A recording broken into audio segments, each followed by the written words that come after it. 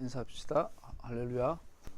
오늘은 111번째 민수기 15장 1절에서 14절 41절 말씀을 갖고 공부하죠. 지난주에 우리 민수기 13장 14장 민수기는 처음에 인구 조사를 하고 진 구성을 하고 나팔 소리와 함께 출발을 하는데, 출발을 하면서 계속 입술의 범죄에 대해서 다루고 있죠. 불평하고 불만하고 비방하고, 또 13장은 정탐꾼, 14장은 정탐꾼들의 그 비방에 전념돼서 이스라엘 전체가 그 땅을 악평하는 자리까지 나왔던 것을 지난주 배웠어요. 그러면서 이제 그 12명의 정탐꾼들 중에 10명과 2명의 차이가 뭘까? 결국 믿음에, 그럼 같은 상황, 정확하게 같은 형편인데 10명은 믿음이 안 생겼는데 그 갈렙과 여호수아는 믿음이 생겼죠. 그래서 그게 무엇일까? 그리고 그럼 갈렙과 여호수아는 무엇을 믿은 것일까? 그렇게 잠깐 살펴봤죠. 그러면서 갈렙의 말에 힌트를 찾으면 주님께서, 아도나이 주 하나님께서 우리를 기뻐하시면 저 땅을 주실 거다라는 거죠. 그 믿음의 시작, 하나님이 나를 기뻐하신다, 나를 즐거워하신다라는 그 확신. 그러면서 뭘 믿었냐면 약속을 믿은 거죠. 하나님과 이스라엘과 맺은 약속을 믿은 거죠. 약속을 믿고 하나님의 속성을 믿고 그 차이였던 것 같아요. 그랬더니 갈렙과 여호수아에게서는 그 네피림, 또 그 요새화된 도시, 이 문제가 되지 않았죠. 그 인간적인 눈에는 정복 불가능한 대상자지만 믿음의 눈으로는 하나님의 약속하셨기에 문제가 되지 않았던 것을 볼 수 있죠. 그래서 그 믿음이 뭐냐, 권리 증서다. 잠깐 나눴어요. 고대 사회에서 예를 들어서 부동산 매매 계약을 하는데 그 매매 증서에다가 서로가 사인을 해서 매매 양도가 된 거예요. 그래서 아직 구체적으로 그 건물이나 그 땅이 내 손에 들려 있지는 않는데 이 권리 매매상, 매매 계약서상 내 것이에요. 그 매매 권리 증서를 가지고 활용하는 게 믿음이라는 거죠. 그 성경에 의하면 하나님은 우리에게 많은 걸 약속하셨죠. 그래서 하나님께서 약속하신 것이 우리에게 들려지지 않지만, 만질 수 없고 볼 수 없지만 하나님께서 약속하셨기 때문에 그것을 내 거로 선포하는, 권리를 활용하는 것이 믿음이다라는 거죠. 그래서 그게 구체적인 하나님 나라에 대한 그 땅, 하나님의 땅에 임할 하나님의 나라에 대한 약속하심을 믿는 거죠. 그래서 그 땅이 죽어서 가는 단순한 천국이 아니라 이 땅 위에 이루어질 하나님 나라 이스라엘에 대한 이야기인 것을 볼 수 있어요. 그런 하나님의 나라 이 땅에 그 주님께서 아버지의 나라가 하늘에서 이루어진 것처럼 이 땅에서 이루어지옵시고, 그것을 믿는 것이 믿음이죠.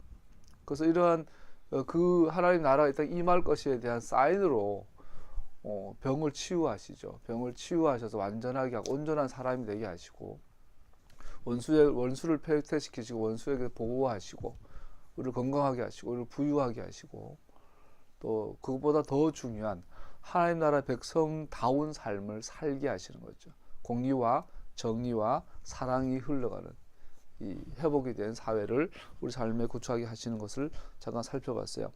이제는 그런 흐름들이 지나서 민수기 15장으로 넘어가면 갑자기 제사들 이야기가 나와요.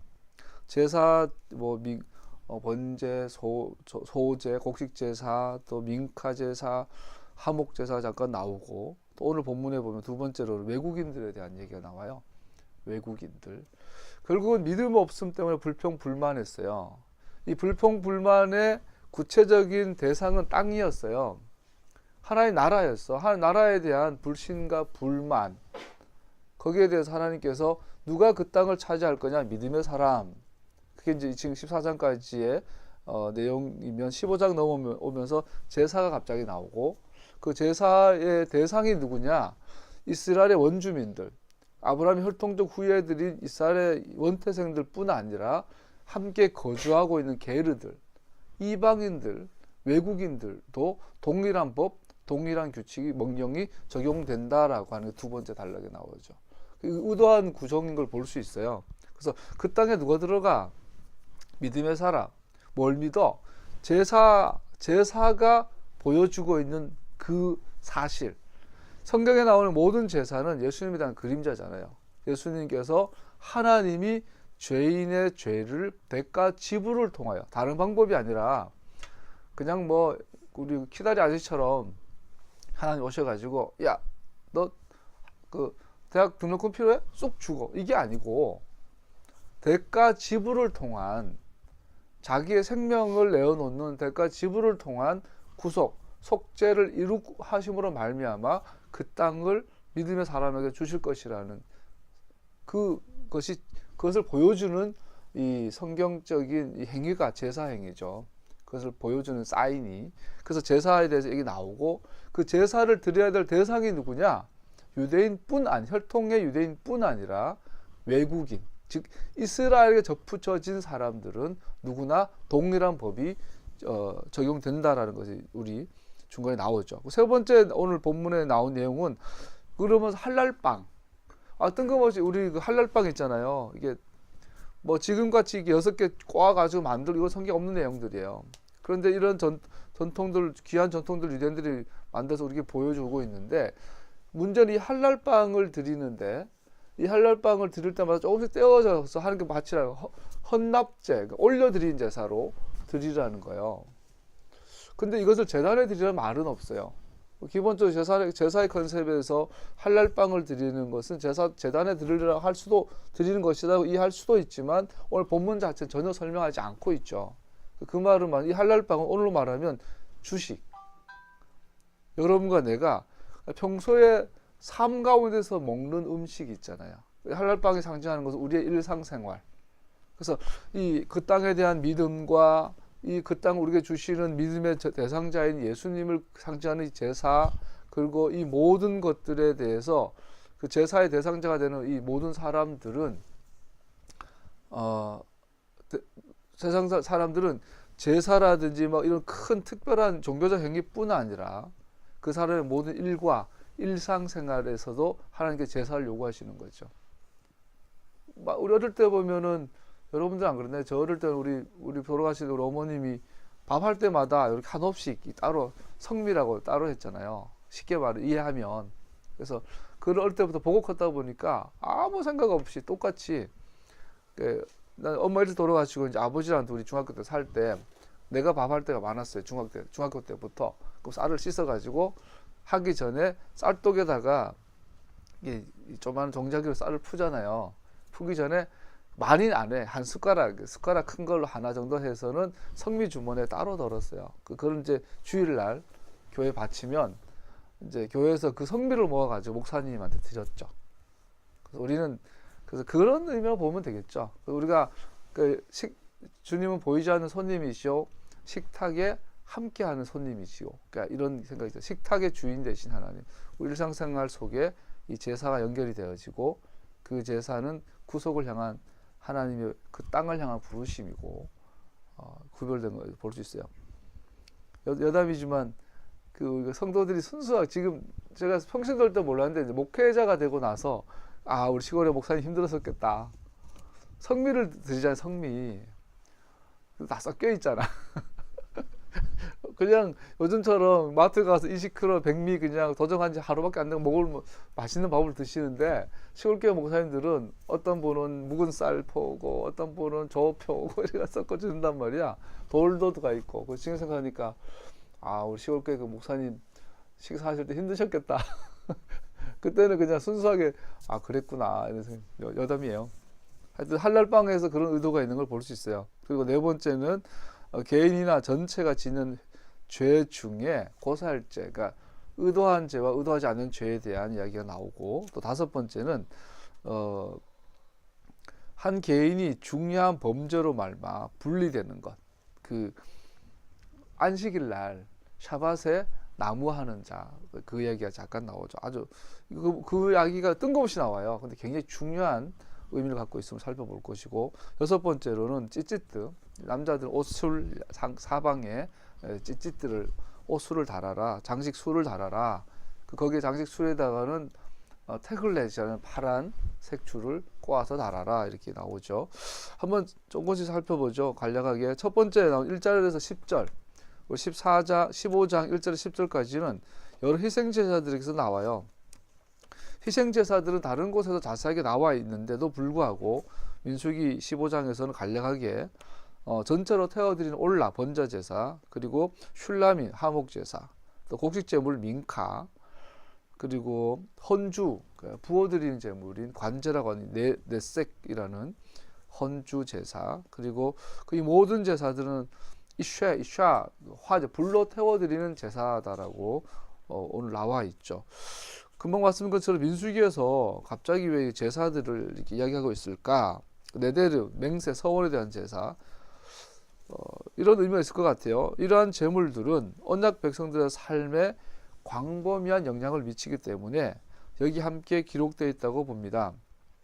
제사들이 갖고 있는 의의들은 모든 것이 전능하신 분의 손으로부터 온 것이기에 우리의 희생 제물들을 바치면서 우리는 그분이 우리의 생명을 주시는 분이시고 우리의 생명을 보존하는 분이심을 인정하게 하는 것을 배우게 됩니다. 두 번째 희생제사의 의의는 우리의 삶은 그로 말미암아 사는 것이기에 우리 삶의 기쁨과 슬픔을 주는 모든 일들은 그에게 감사를 드리려고 환기시켜 주는 겁니다. 우리가 보통 제사를 드릴 때 예를 들어 소를 드리면 저 어릴 때 소 한 마리 1,000만 원씩 했거든요. 그 시골에 그 옛날에 항소. 그러면은 지금도 소는 뭐 800만 원, 900만 원 큰 소는 하더라고요. 그 소 한 마리 드린다라는 것은 뭐 평생에 한 번 일반 서민들의 입장에서 하나님께 황소를 드리고 싶은 마음이 들어서 드릴 수 있는 건 평생에 한 번 할까 말까 하는 행위잖아요. 그러니까 그런 것들을 하면서 우리 어떻게 생각할 수 있어요? 내가 이렇게 귀한 것을 드리니까 하나님 기뻐하시겠지? 내가 주체자가 될 수 있어요. 그러나 우리가 평소에 이 제사를 반복해서 드리면서 알 거는 네가 황소를 드리던 황소를 100마리를 드리던 그건 내 거야. 내가 너한테 준 걸 네가 나한테 감사의 표시 돌려주는 거야. 그러니까 우리가 헌금의 개념이 그거예요. 내 거를 드리는 게 아니고 하나님께서 내게 주신 것을 내 모든 것이 주님의 것이에요. 감사해요. 라는 주권을 인정하는 표시로 드리는 것이라는 거죠. 그 희생제사를 드리면서 누구 것인가? 라는 것이요. 이것을 인정하지 않게 되면 이제 신앙을 떠나게 되는 거죠. 내가 열심히 노력해서 내가 하나님 좋아하니까 드릴게요. 이렇게 될 수 있는 거죠. 세 번째, 그는 선하시고 자비로우십니다. 그러므로 우리는 우리 현재 상황과 상관없이 변함없는 찬양을 받으시기 합당하신 분인 것을 고백하게 됩니다. 희생제사를 통해서. 절기가 돌아왔어요. 의무적으로 양 한 마리를 드려야 돼요. 근데 나는 양은커녕 비둘기 한 마리 살 돈이 없어요. 그러면 비둘기를 드릴 수 있어요. 비둘기 살 돈도 없어요. 그러면 들에 가가지고 야생 비둘기를 잡아서 드릴 수 있어요. 그거 드리게 되면서 참 이게 참 쉽지 않은 부분인데, 나도 아침마다 장애인을 만나는데 사실 개인적으로 되게 어려워요. 걔가 만약에 너무 가난하게 태어나서 노가다 하다가 이번에 사고 나서 돌아가셨잖아요. 그래서 자식들 먹여 살리느라고 막 타워 크레인 운전하고 노가다 하다가 불의의 사고로 하반신 마비가 되고 경추 마비가 되고 전신이 마비가 돼서 누워 있으면 그 돌보는 사람도 힘이 나거든요. 사실 불쌍한 사람 돕는다는 게 마음이 있잖아요. 그 사람 이렇게 고생하다가 다쳤는데 그 사람 또 오줌 갈아주는 거는 섬긴다는 마음이 생겨요. 근데 내가 저마다 돌보는 그 친구는 반대야. 금수저야. 청와대 출입하던 최고위직의 아들, 서울대 다니던 친구. 지금도 자기 이름으로 집과 차가 있어요. 장애인인데. 지금도 일하기만 하면은 벌써 자기 이름으로 집이 생기고 차가 아주 뭐 그런 친구가 죄 짓다가 다친 거예요. 서울대 다닌다고 껍적거리다가 음란한 짓 하고 뭐 그러다가 어느 날 다쳐가지고 이제 뭐 이렇게 하반신 마비가 돼 장애인으로 누워 있어요. 부모가 또 잘나니까 온갖 나라의 제도를 잘 활용을 해가지고 한 달에 600 가까이 세금으로 얘가 케어가 되고 있어요. 그런 환자를 만나게 된 거예요. 그런 환자를 돌볼 때마다 사실은 이거는 섬김이 아니라는 생각이 너무 많이 드는 거야. 그렇지 않나요? 그래서 나는 목회자로서 동시에 많이 고민이 돼요. 하나님 섬겨야 되는데 이놈을 한면으로는 네가 먹고 살라고 고생하다 다친 것도 아니고 나라 위해서 다친 것도 아니고 그냥 잘난 집에서 잘나게 태어나서 한 놈한테 다 주잖아요. 하나님께서는 공부도 잘해. 걔 6개월 공부가 서울대 들어갔어. 서울대 미학과. 피아노를 너무 잘 쳐. 노래를 너무 잘해. 혼자 다 가졌어. 그러니까 지금도 태어나면 미국 유학 가가지고 유학비 다 대준다는 사람 집안도 있고. 근데 그런 애가 지 맘대로 살다가 하나님 떠나서 지 맘대로 살다가 다쳐가지고 누워있는데 나라에서는 한 달에 600만 원씩 지원해주고 사람 3명을 지원해주고. 그걸 보면서 어떤 때 좀 화가 나요. 똥오줌 갈다 보면 이게 섬김인가. 근데 알잖아요. 걔는 절대적 약자잖아요. 어쨌든 걔한테 도와주는 건 섬기는 거고 하나님은 걔를 섬기라고 만나게 하신 거고. 근데 내 안에 갈등이 생겨요. 만약에 얘가 정말 힘들게 살다가 다쳤으면 내가 기쁨으로 섬기겠는데 계속 이성이 돌아가는 거야. 뭐 옆으로 빠졌는데. 어쨌든 다 떠나서 얘가 절대적 약자고 절대적 섬김의 대상인 건 맞잖아요. 지 힘으로 뭐 오줌 하나 못 사는 거. 그런데 그때만 내 마음을 다짐하고 하나님께서 많은 걸 깨닫게 하시는 건 같아요. 왜 또 하필 만나도 이런 놈을 만나가 내가 이렇게 고민을 해야 되나. 근데 단순하게 그냥 불쌍한 놈 도와준다고 할 수 있으면 좋았을 텐데 이거 들고 여기 이거예요. 우리가 제사를 드리려면 내가 여유롭고 기분 좋을 때 드리는 제사는 좋은데 내 새끼 아침에 통닭 한 마리 치킨 한 마리 사줄 돈이 없어가지고 내 새끼 그냥 학교를 보냈는데 그날 저녁에 그 비둘기 한 마리 사든지 잡아가지고 바쳐야 된다 생각을 하면 회의감이 들 거예요. 사람이라는 게. 근데 우리가 이 절기나 일상적인 규칙적인 제사를 명하고 있다라는 사실은 네 상황과 상관없이 하나님은 찬양받으시 합당한 분이다라는 걸 고백하라는 이야기예요. 이게 일상 제사가 쉬운 게 아니에요, 여러분. 개인의 입장에서 더군다나. 공동체도 마찬가지죠. 공동체도 변질될 수 있는데 더군다나 개인적으로 굉장히 개인적인 이 제사의 삶은 그래서 네 번째 희생제사를 민수기에 기록하고 있는데 아까 말한 것처럼 우리의 상황과 상관없이 그는 찬양받으시기 합당하신 분인 것을 기억하게 하기 위함이다. 한면은 좀 잔인한 소리죠. 그렇지만 그것이 하나님의 말씀이에요. 네 번째, 우리는 그의 백성이기에 그리고 그는 우리의 왕이시기에 우리는 그의 명령들을 따르도록 애쓰며 영광을 돌려드리는 삶을 살도록 노력하는 것을 기억하기 위해 또 반복되는 제사들을 명하고 계십니다. 네가 그 땅에 들어가거든 이라는 표현이 있습니다. 하나님께서 의도하신, 즉 하나님께서 함께 거하시는 그 땅에서 그들이 하나님의 양육과 보호하심을 받는 그의 언약 백성들의 삶을 특징 짓는 가장 중요한 표현입니다. 네 땅에 들어가거든. 약속하셨으니 너와 나는 약속의 관계라는 것을 베이스로 말하는 말씀이잖아요. 네가 그 땅에 들어가거든. 그러므로 희생제사들은 주님을 기쁘시게 해드리는 향기입니다. 언약의 백성들의 하나님과 친밀한 교제함 가운데 살 때 안전하고 만족할 뿐 아니라 신비한 방법으로 이렇게 함께하는 삶은 전능하신 분의 마음을 기쁘게 해드립니다. 그래서 이제 민수기 15장에 뜬금없이 또 제사를 명하고 있다고 생각할 수 있겠습니다. 흠없고 깨끗한 동물의 희생은 항상 우리가 하나님 언약의 백성으로 받아들여진 것은 우리의 구속을 위해 요구되는 우리의 노력이 아니라 대가 지불에 기초하고 있다는 것을 기억하게 합니다. 하나님께서 대속하시는 방법으로 죄값을 치르셨습니다. 모든 희생 제물에는 이 사실이 가장 기본적으로 내포되어 있고 실제로 상징하는 것들입니다. 그리고 더군다나 셜라민 같은 경우 화목 제사는 하나님과 헌제자의 대표인 이 백성들 대표들이 함께 먹고 마셔요. 주님 식탁에서 하나님과 함께 먹고 마시를 나타내는 이 화목 제사를 통해서 뭘 또 알 수 있냐면 언약이 계속 유효함을. 첫 번째 시내산 언약에서 백성의 대표자들이 그 산 중턱에서 하나님을 보며 먹고 마셨잖아요. 이것이 이 번제에서 드려지는 5가지 제사를 통해서 계속 재현되면서 언약의 유효성이 세대에 걸쳐서 유효함을 보여주는 것이죠. 그래서 이스라엘은 국가가 존재하는 한 희생제사가 계속 되어져야 해요. 우리 하늘 공부하면서 제3성전 그저께 잠깐 나눴는데 그것처럼 성전이 세워지면 예수님이 재림하셔도 제사는 진행이 돼요. 제사의 목적이 구속이 아니기 때문에. 자꾸 기존 기독교에서 제사가 폐해졌다. 왜 폐해졌는데요? 예수님께서 의를 완성하셨기 때문에 더 이상 제사가 필요 없다고 가르치잖아요. 이게 얼마나 이게 논리적인 오류예요.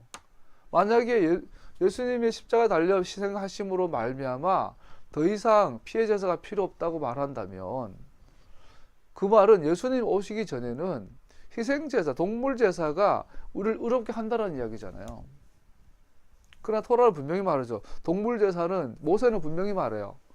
동물 제사는 우리를 의롭게 하지 못해요. 동물 제사는 우리를 의롭게 하는 유일한 분이신 예수님에 대한 상징이에요. 그림자예요. 그래서 동물 제사를 드림으로 말미암아 예수님 오시기 전이나 예수님 오신 후나 동물 제사는 예수님을 향하여 우리를 마음을 계속 반복해서 돌아서게 하는 역할을 하는 거예요. 굉장히 중요하죠.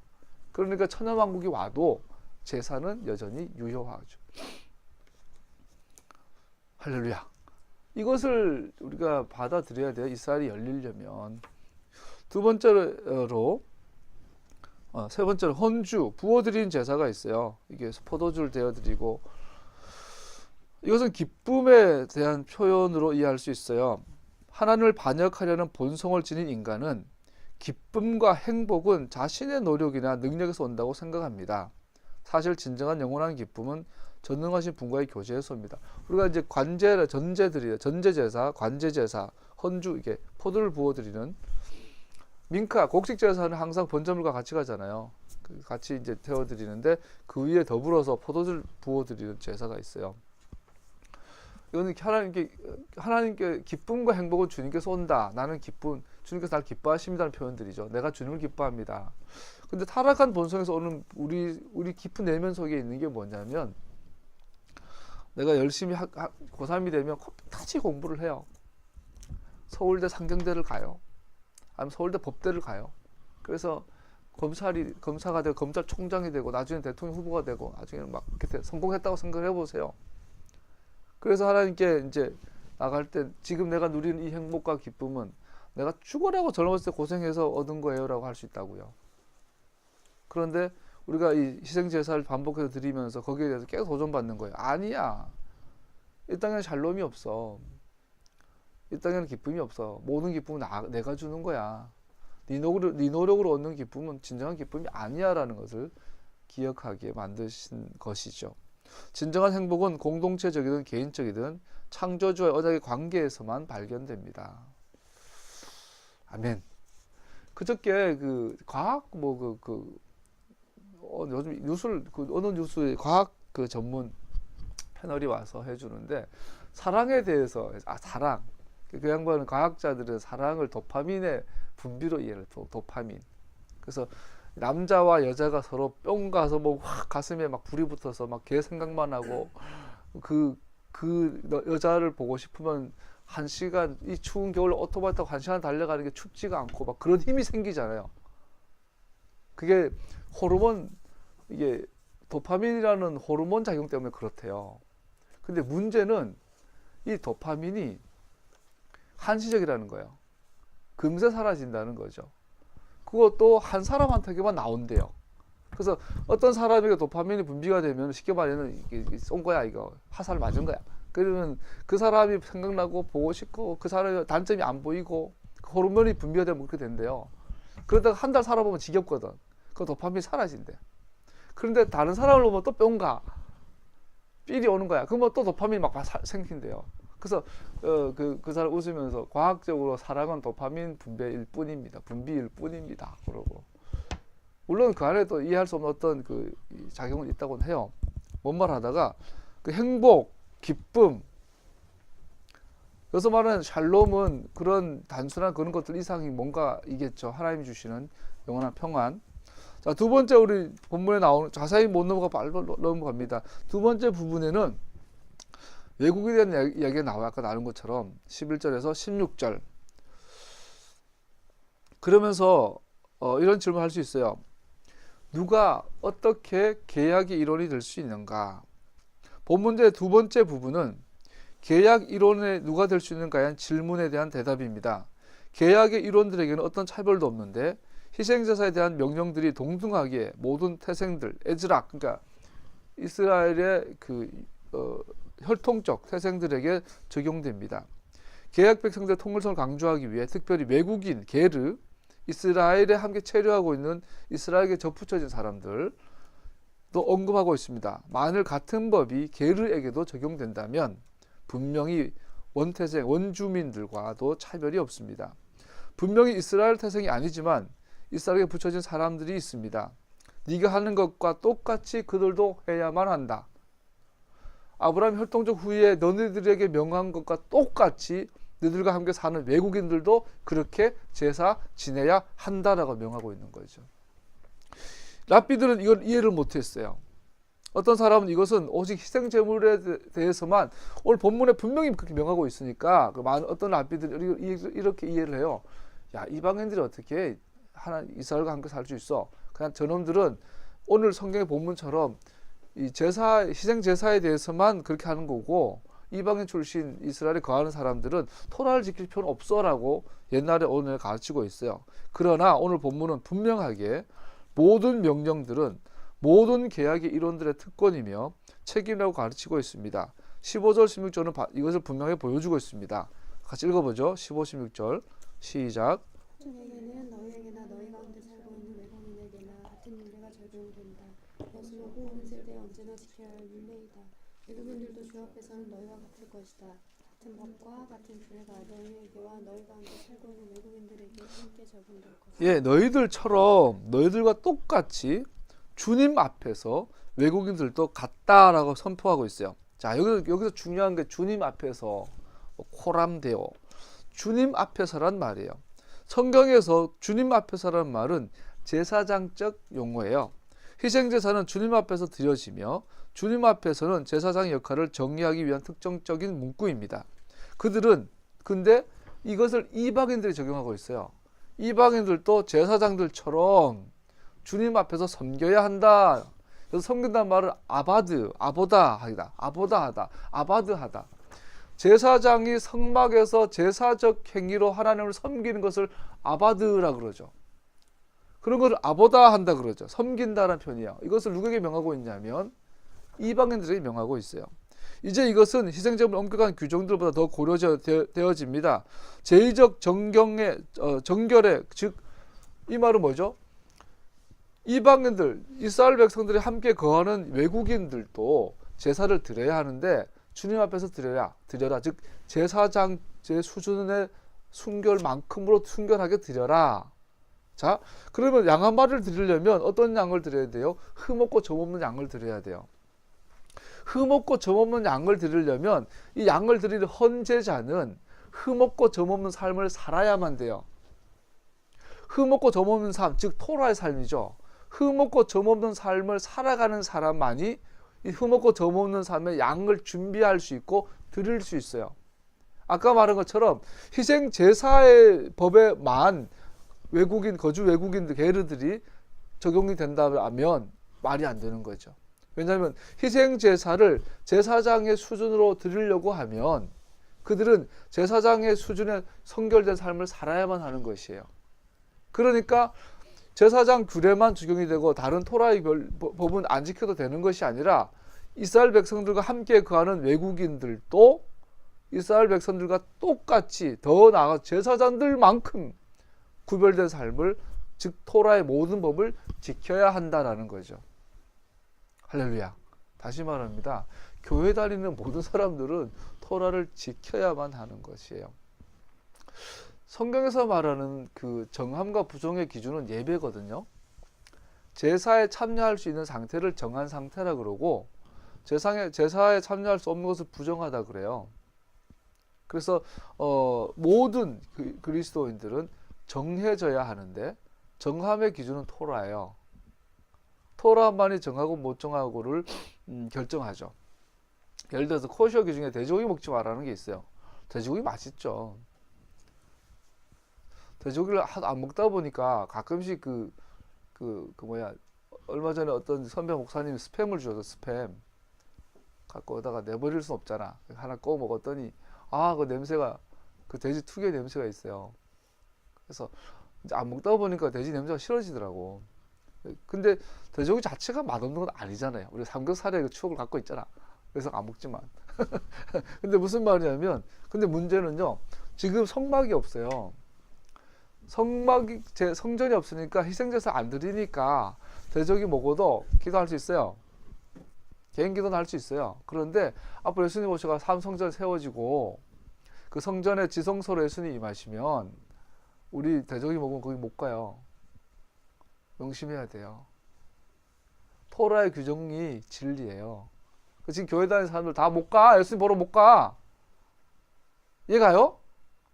코저 규정이 얼마나 중요한지 알겠죠? 왠지 몰라. 돼지고기 나쁜 것도, 돼지고기 악한 것도 아니고, 돼지고기 더러운 것도, 돼지고기 맛이 없는 것도 아니야.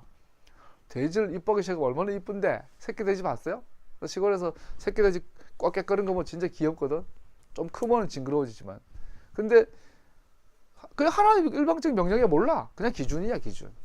하나님의, 뭐랄까, 하나님만의 취향이야. 대적이 먹은 너무 가까이 오지 마. 이게 코셔 기준이에요.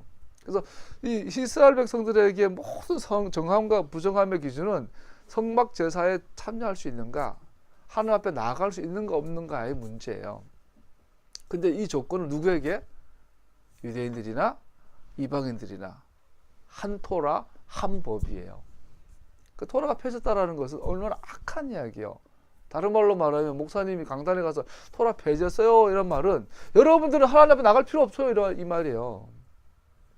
나오지 마요. 그냥 그 멀리 그 뜰 밖에서 거기서 기도해요. 내놓은 자식이니까 첩의 자식이니까 이 말과 같은 거라니까. 그러니까 토라 폐졌다는 말은 악한 말이에요. 악한 말.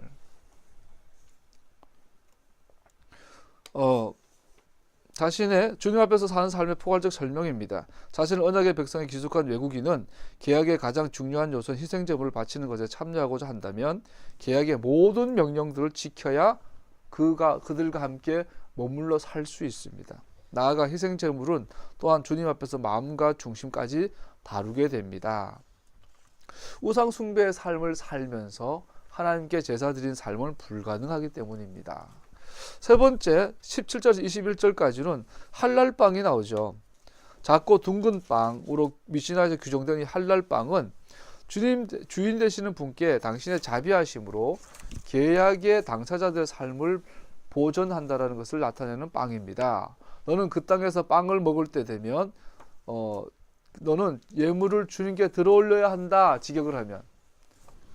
자, 이 빵은 우리가 성전에 가서 이스라엘 남자들은 1년에 3번 그 성전에 가잖아요. 그러면 밑에 베델이나 이 먼 곳에서 예루살렘까지 가려면 한 달씩 걸린다 그러잖아요. 몇 주씩 걸려서 가서 먹는 그것이 할랄 빵이 아니고 자기 집에서 우리 뭐 다큐멘터리 보면 팔레스타인 그 여인들이 그죠? 한번 하는데 3시간 걸린다면서요. 고운 가루로 이렇게 해가지고 밀가루 반죽을 해가지고 뜨거운 돌에 올려가지고 이렇게 먹잖아요. 맛잔처럼.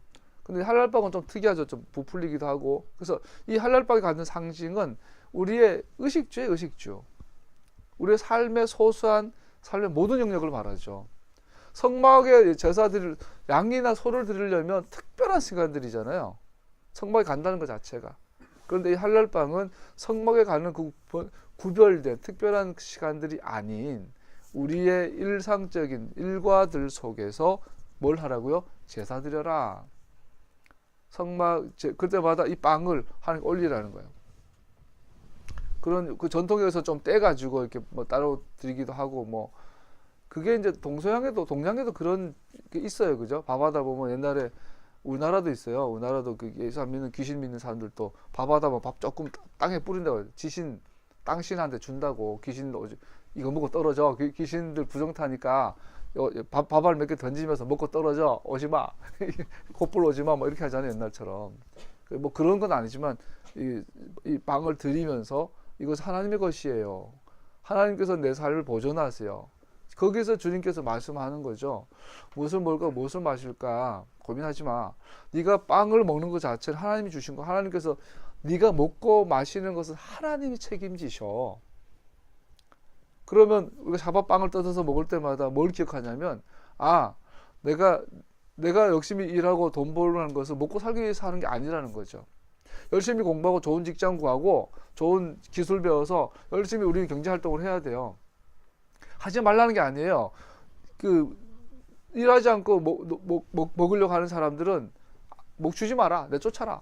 바울이 단호하게 말하잖아요. 우리는 열심히 돈을 벌어야 돼요. 오늘 말하면 이왕이면 돈 더 많이 벌도록 노력해야 돼요.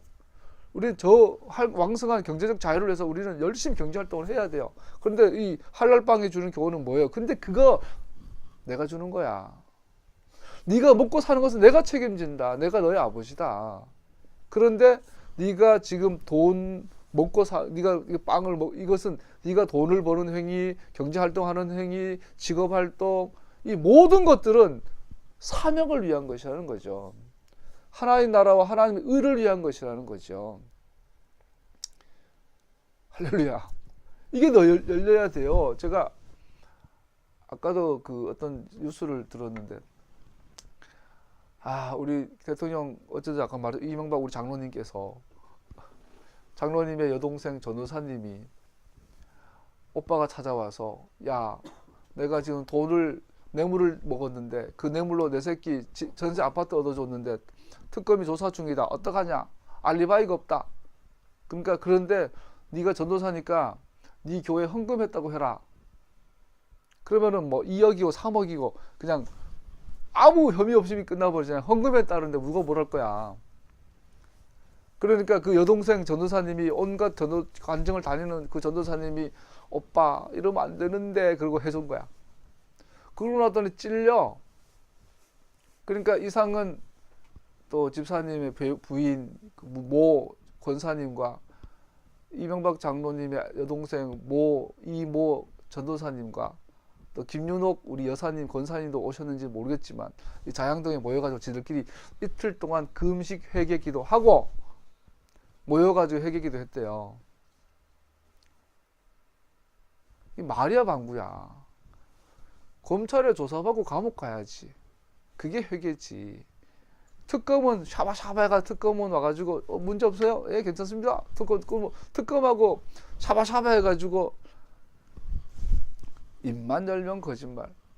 이명박 장로님의 그 김윤옥 권사님의 남동생 김재정 씨가 다스의 소유자라고 사장 대표이사로 있었는데 그 양반이 월급을 매달 꼬박꼬박 받았대요. 이 김재정 씨가. 근데 나중에 알고 보니 그 김재정 씨는 돈 10원도 월급 못 받았대요. 대표이사인데 다스의 사장인데 주인인데. 왜? 알고 봤더니 그 김재정 씨의 이름으로 나갔던 그 모든 월급이 이명박 장로한테 다 갔대요. 입만 열면 거짓말. 뭔 말 하다. 자 보세요.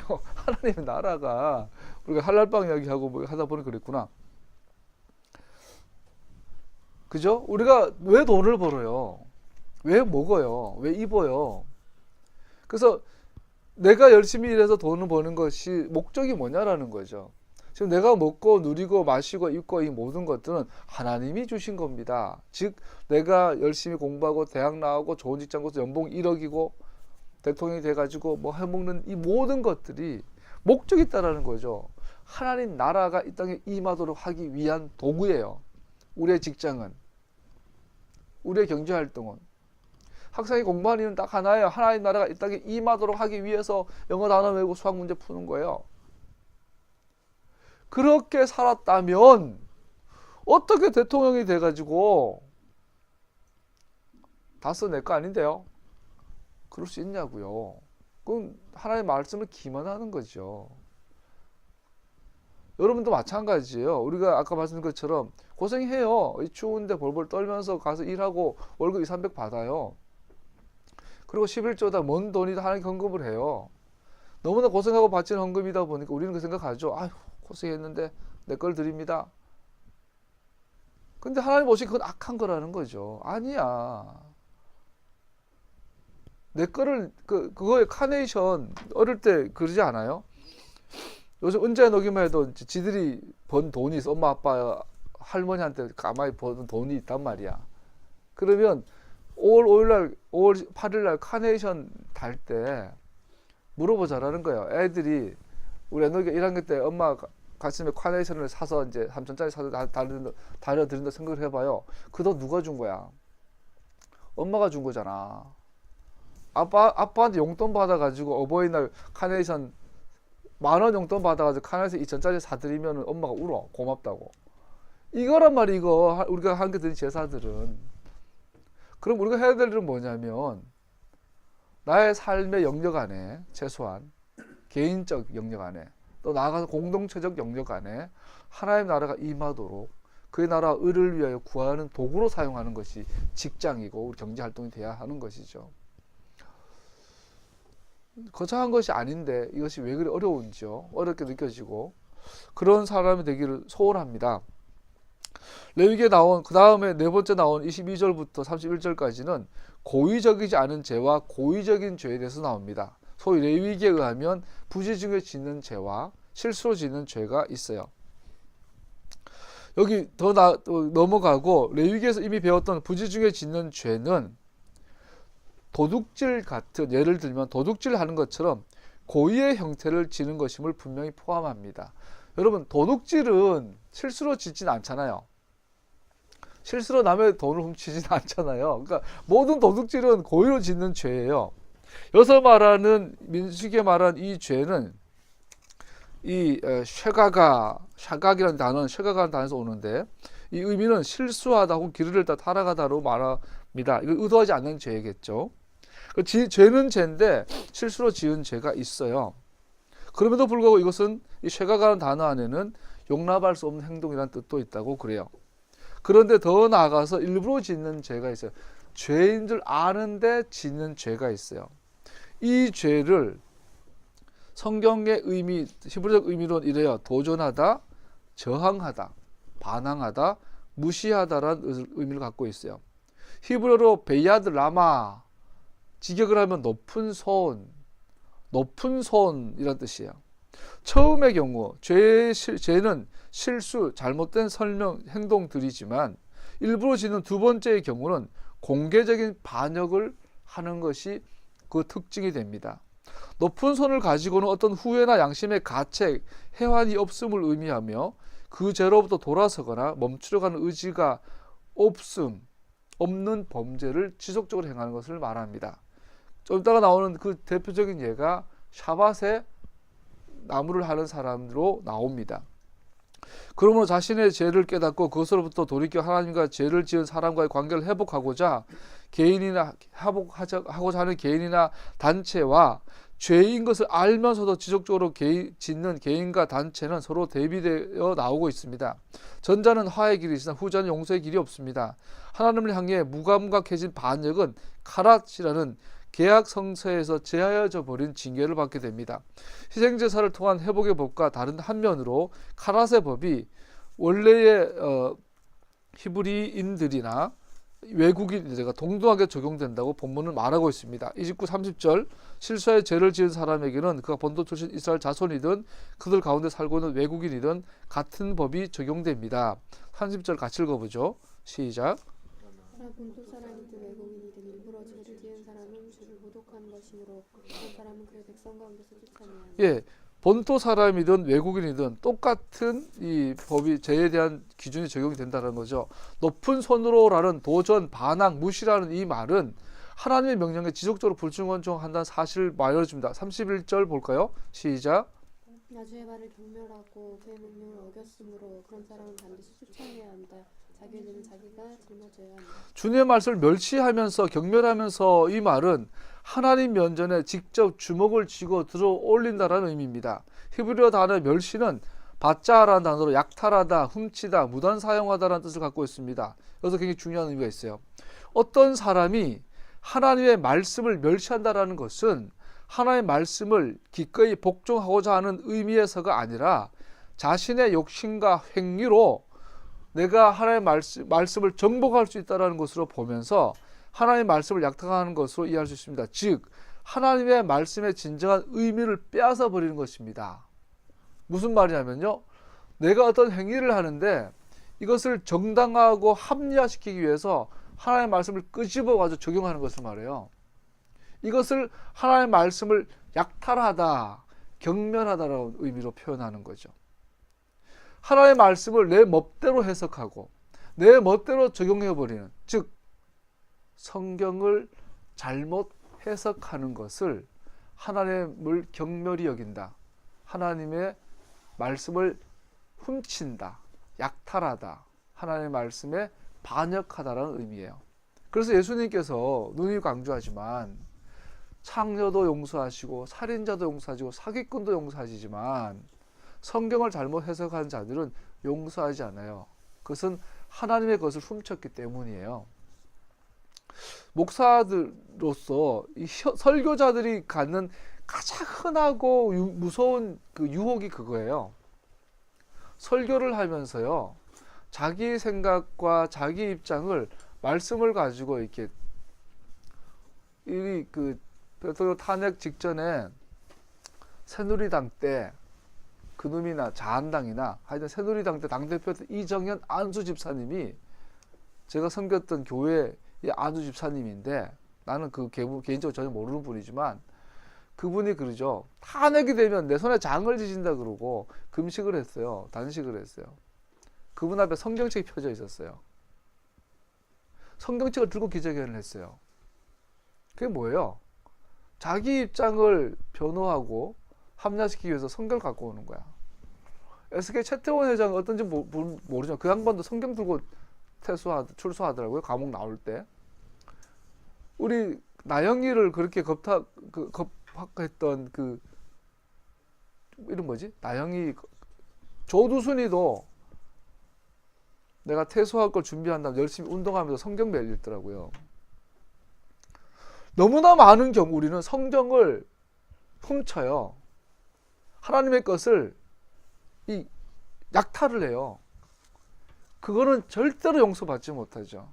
그래서 하나님 보시기에 가장 악한 게 인간이 약해서 우리끼리 서로 뭐 상처 좀 주고 좀 싸우기도 하고 미워하기도 하고 뭐 도둑질 하기도 하고 뭐 그럴 수 있잖아요. 그러면 혼나면 돼 이놈의 새끼 그러고.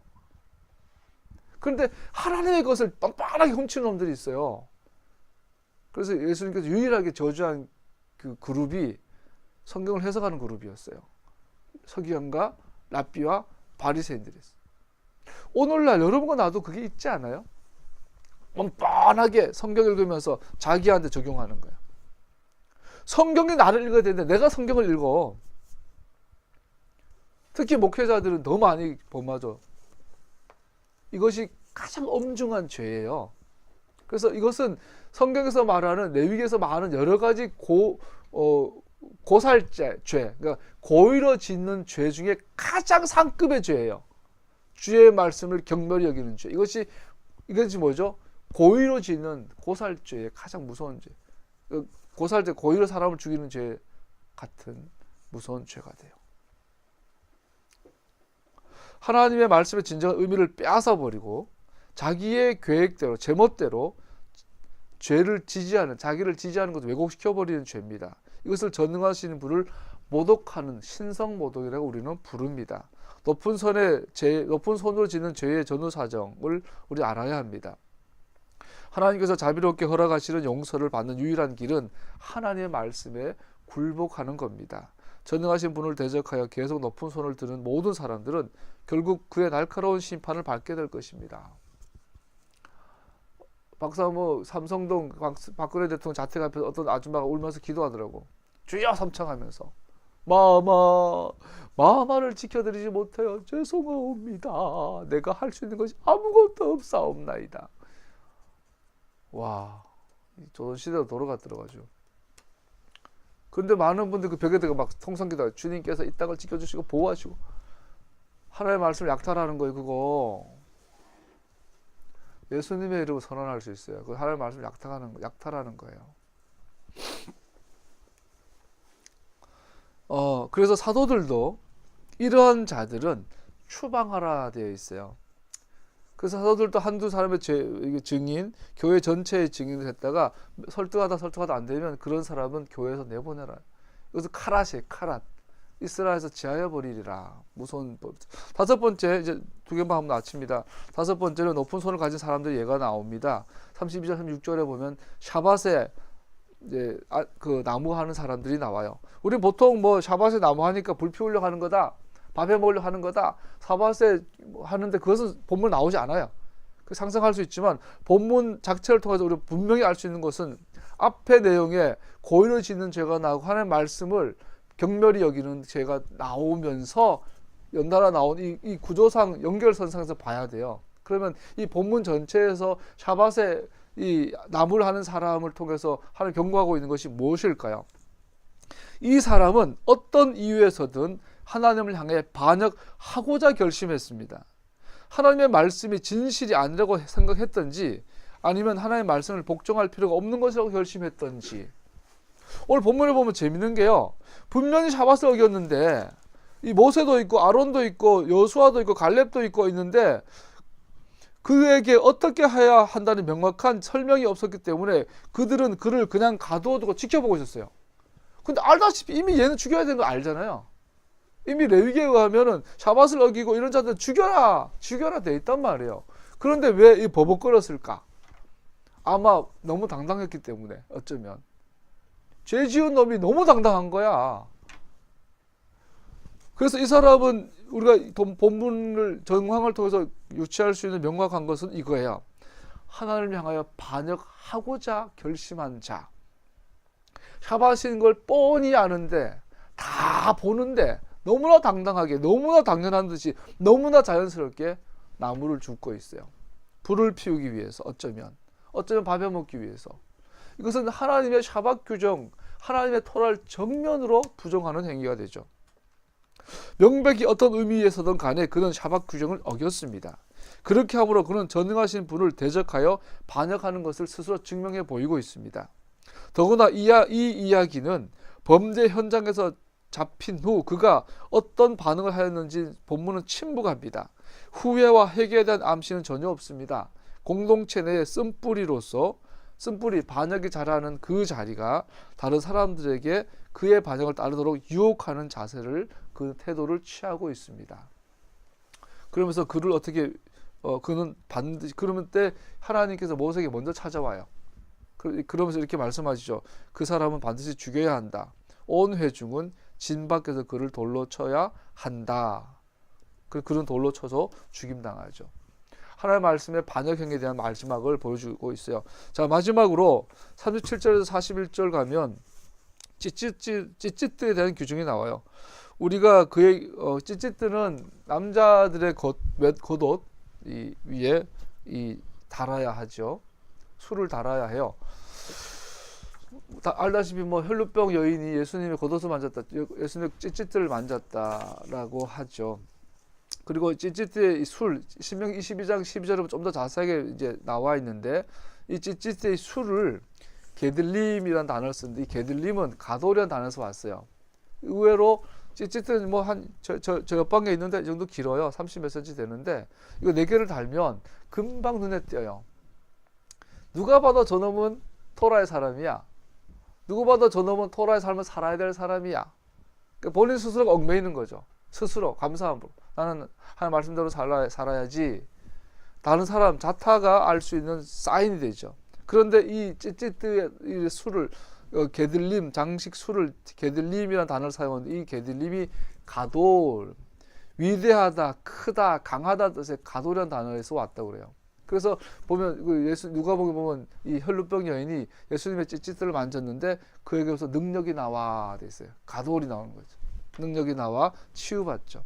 근데 여기서 끝나지 않고 이 찌찌들 내 옷의 사방에 달아라 돼 있고, 여기에 테흘렛이라는 장식, 청색 실, 테흘렛 청색 있잖아요. 하늘 색깔, 하나님의 보좌의 색깔인 테흘렛을, 하나님의 보좌를 상징하는 청색 실을 그 찌찌뜨의 장식 술로 달아라는 거죠. 그래서 실제로 보면 찌찌뜨가 있으면 장식 술이 거의 다 차지해요. 파란색 술이, 푸른색 실이. 그래서 이걸 4개를 달고, 이것은 뭘까요? 말한 것처럼 하나님의 말씀의 엄중함을 이해하며 우리의 삶의 모든 영역에, 모든 시간에, 모든 장소에서 하나님의 말씀이 나의 삶의 길이 됨을 나타내는 상징적 행위가 되겠죠. 그리고 더 말씀 마무리할게요. 그러면 단순히 유대인들처럼 토라를 율법적으로 행하는 그런 삶을 말하는가? 이 청색실이 상징하는 가장 궁극적인 의미는 예수님이죠. 자, 무슨 말일까?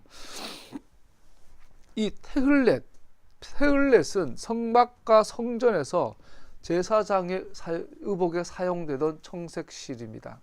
청색실은 성막의 제사장들을 상징하는 특정한 물품이 되죠. 그래서 청색실은 왕같은 제사장이신 예수님을 상징하는 것으로 하나님께서 그의 백성들로 그의 명령대로 살아갈 삶의 방식뿐 아니라 그의 백성들이 우리 안에 거주하신 성령님으로 말미암아 그의 성령들을 지킬 힘을 주실 것을 보여주는 것입니다.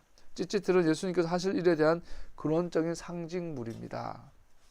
그래서 예수님께서 십자가에 달려 죽으셔서 우리를 구속하심으로 말미암아 우리의 삶의 모두가 주님의 말씀의 기준으로 구별되어질 것을 명하신 것, 또한 그것을 우리 안에 계신 성령으로 말미암아 그렇게 살도록 힘을 주실 것을 나타내는 상징물입니다.